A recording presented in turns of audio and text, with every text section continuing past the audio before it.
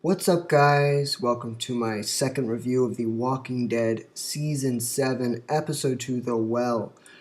I am excited to review this episode because it is a grand, sublime prologue to a neighboring ally of Rick and the Hilltop and other communities. So let's get into it.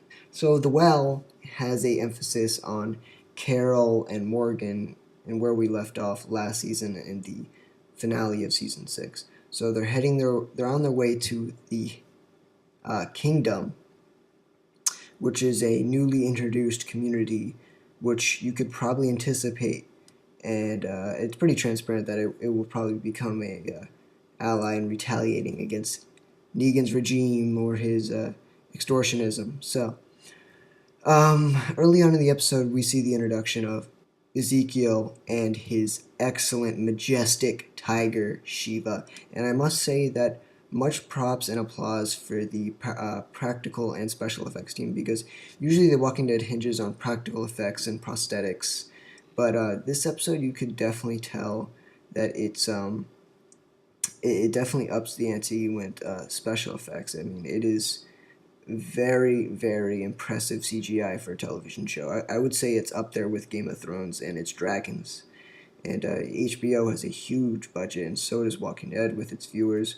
They have around the same viewers when it comes to weekly episodes. So I was very thoroughly impressed with Shiva. The only thing is that certain scenes, her movements were a bit artificial and contrived, but you know, little things that can go unnoticed when you're watching the episode. So throughout the progression of the episode, that we see that Carol and Ezekiel have this sort of dynamic that's quite similar and parallels that dynamic between Michonne and Ezekiel in the comics. But in the graphic novel, Rick and Michonne don't really have a romantic relationship in the graphic novel. So it's quite different in the show. There are deviations, but it seems to me that Carol and Ezekiel, from my perception, are going to be a romantic interest in the show.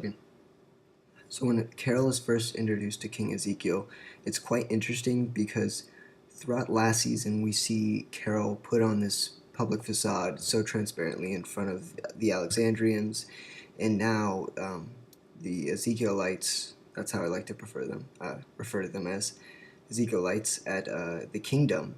And she says, "I don't even know what the hell is going on," in the most wonderful way. And right there is another display of her putting up her facade, and you see King Ezekiel gradually not buying it, and he even quotes somebody by saying, "You don't bullshit a bullshitter." And it's quite interesting because it's a little contradictory what Ezekiel is doing, because by the end of the episode, we see that they're both wearing facades, and Ezekiel is wearing this false identity as being, oh, this once was archaic, kind of quaint speaker of uh, reinvigorating hope of the people at the kingdom. And he speaks so elegantly, but really nobody speaks that way anymore in such an archaic fashion, so it seems odd.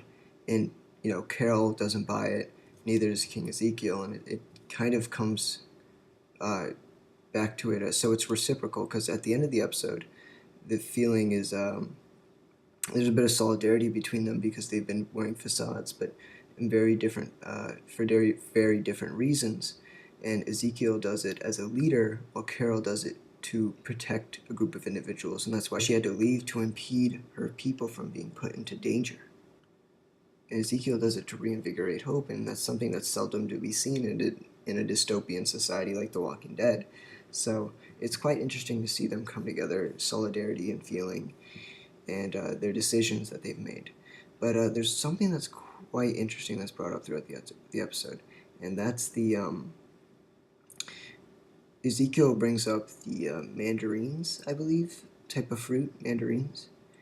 He gifts them as an offering, bestows it to Carol, and Carol humbly declines his offer, but she responds by saying, "There's too many. There's one bitter around too many sweet." And it's interesting because you see that brought up throughout the episode, um, and it kind of acts as a visual metaphor. One sweet, no, one bitter surrounded by sweet, and that's kind of indicative of what Carol is. One bitter surrounded by too many sweet people. And you see that brought up by the end of the episode when you see Ezekiel confront Carol at her new home outside of the kingdom, and he offers her the mandarin once again, and she happily accepts. So it's interesting because it's kind of like she's come to this self acceptance of herself in a way.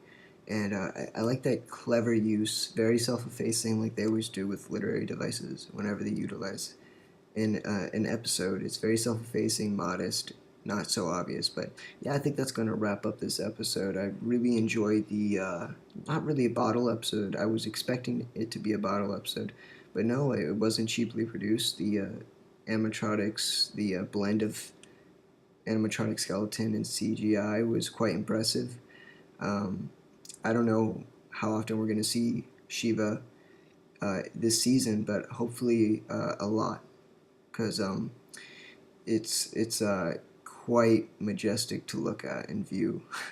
Honestly, it's just amazing. But yeah, I think this episode is great. I don't think it's as auspicious as the previous episode, the premiere, but I definitely recommend you guys view this one. I'm gonna give this one a 8 out of 10.